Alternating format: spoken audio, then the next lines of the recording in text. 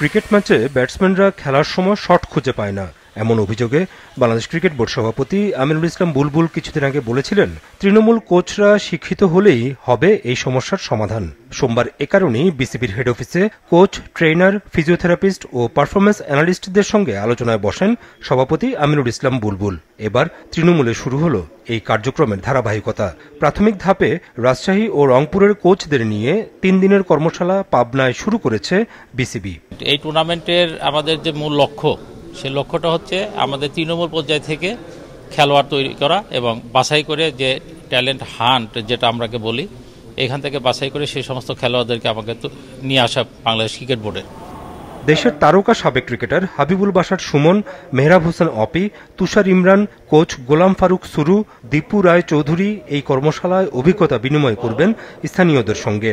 ডিভিশনে যারা কোচগুলি আছেন তাদেরকে কি আর আপডেট করা যায়, কারণ আপনি জানেন যে আমাদের যেই ইয়াং ট্যালেন্টগুলি তারা তো প্রথমে ডিস্ট্রিক্ট কোচদের হাতেই আসেন, তারাই আসলে প্রথম লেসনটা তারাই দেন।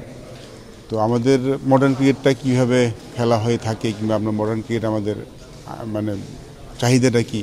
রাজশাহী ডিভিশন থেকে 8টি জেলার 8টি কোচ এবং রংপুর ডিভিশন থেকে 8টি জেলার আরও 8 জন কোচ, মোট 16 জন এই অংশগ্রহণটা করছেন। পাশাপাশি আমরা একটা টুর্নামেন্ট আয়োজন করতে যাচ্ছি। আন্ডার 16 এবং আন্ডার 18 কম্বিনেশন থাকবে, সেখানে 8 জন থাকবেন অনূর্ধ্ব 18 খেলোয়াড় এবং 6 জন থাকবেন অনূর্ধ্ব 16 খেলোয়াড়।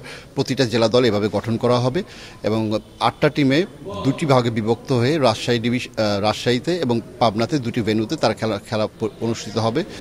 আগামী 25 জুলাই থেকে 16 বছর বয়সী ক্রিকেটারদের টুর্নামেন্ট শুরু হবে রাজশাহী ও রংপুর বিভাগে।